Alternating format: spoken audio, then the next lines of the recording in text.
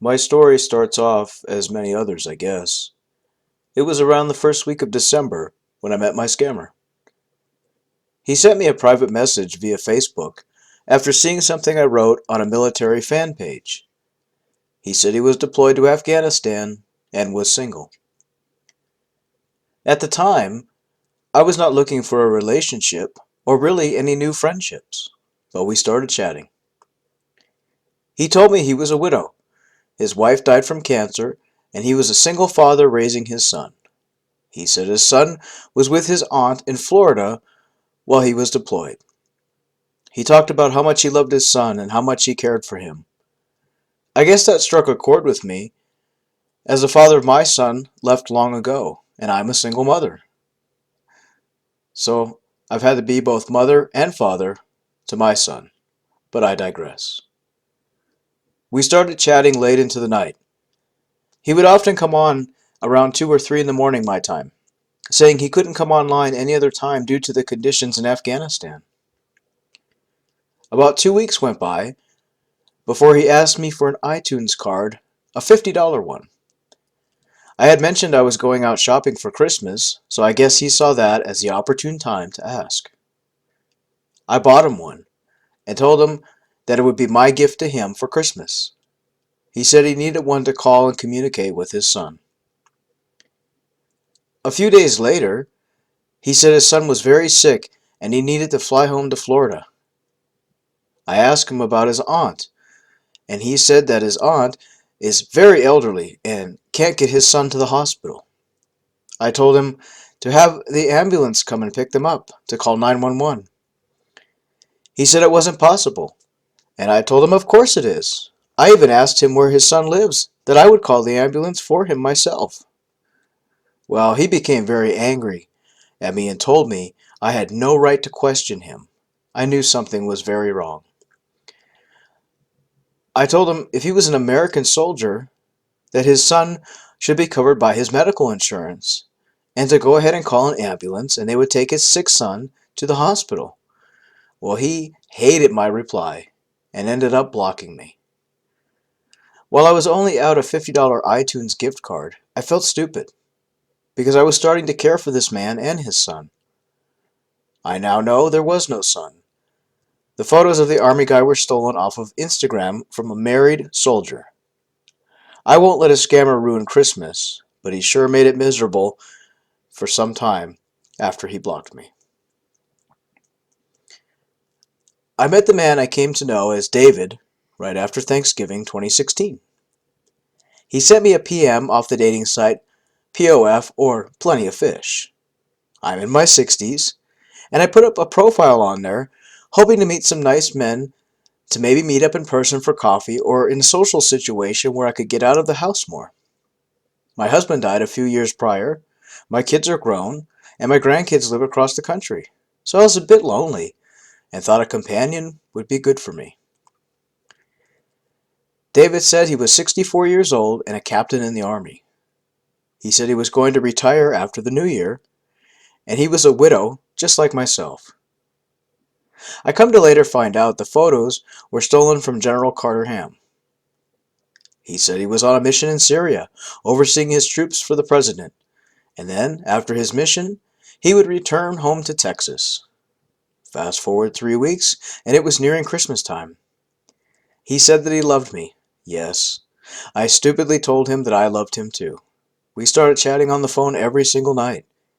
He had a slight accent, but told me it was because his mother was from Spain and his father had him attend international boarding school for language.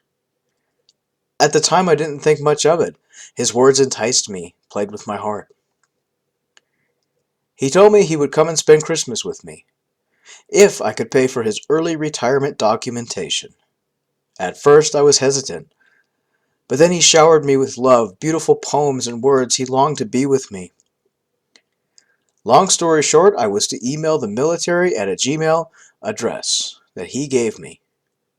I did, and a few days later I got a response that I would need to pay for his early retirement. So, like a fool, I paid the money. I sent it to a woman in Arizona whose name also appeared on the email as the retirement service person for the Army.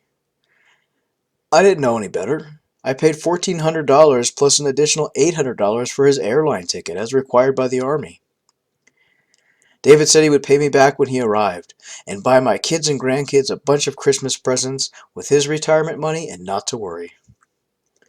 Soon, I found my phone constantly ringing with phone numbers with Nigerian country codes. Men saying that my future husband David was killed during a secret mission to Nigeria, where he was sent before his retirement. He couldn't tell me about the mission as it was a government top secret mission. I didn't know what to believe. I then decided to do some research, which I should have done before I started this relationship with this man. I found who the photos belonged to and that they are used often in many scams. I ended up blocking over 40 Nigerian phone numbers and various phone numbers from different states, which I come to find out were all free voicemail numbers such as Google Voice. I knew they were scammers calling, wanting money, wanting to mess with me. I took down my POF profile. It has left me angry and bitter at times. The money I sent him was Christmas money I was going to use for my family, for our Christmas dinners, for our presents. It was the first and last Christmas that I didn't get them anything. I felt so ashamed, and it's the one and only time that a scammer stole Christmas from me. This is my story about a scammer who pursued me days before Christmas to send him money. I met a man named Charles on Facebook. We were playing words with friends and chatting. He wished me a Merry Christmas and I did the same. He then asked me what I was cooking for Christmas dinner. I told him I have a big family and started naming all the things we were cooking, all of my special dishes. He told me he was working on an oil rig off the coast of Ghana. He said all the men had gone home to be with their families, and since he was a widow and had no children, they forced him to watch the oil rig while everyone else was on vacation. He told me he only had a limited amount of food, and due to not being able to access his bank account, he was unable to use any money to buy food at the commissary, which was on the rig. Looking back, nothing made sense, but he asked me if I could send him $200 to the rig agent in Accra, Ghana, who would then put the money on his books so he could get food from the commissary on the rig. I guess because it was Christmas, I felt bad for this person. In my head, I kept thinking, it doesn't make sense, but my heart imagined this poor man alone on Christmas on an oil rig without any good food to eat or any family. So stupid me, I sent it. I later found out the photos he used were stolen from Steve G. Jones, a very popular therapist whose photos are very popularly used with scammers. The money went to a guy in Ghana. It angers me. They play on people during the holidays, well, and really all year round. I would have and should have given the money to a charity instead of some scumbag scammer. Lesson learned, it made me so sick, I stopped playing words with friends. And thank you, that is my story. And we'd like to thank everyone who submitted their Christmas-themed scammer stories. Unfortunately, this time of year, scammers are working harder than ever to get your money. Please remember, if someone online is asking you for money and you've never met them in person, you've never touched them, talked to them in person, had them to your home, don't send them anything. Don't send them iTunes cards. Don't send them Christmas gifts, nothing. Scammers are trying to play on you during the holiday season. So thanks again for everybody who submitted their stories. If you have a story you would like narrated, you can find us on Facebook under Scamming Scammers Action. You can drop your story there. You can remain anonymous in our inbox. And remember, when you drop your story, just give us permission to narrate it, and we will upload it on our next video. And again, if you need help, you can find us on Facebook under Scamming Scammers Action. Thanks for listening. Don't forget to like, share, subscribe, and as always, we appreciate you. Be safe. Take care, and Merry Christmas, and Happy Holidays. Bye.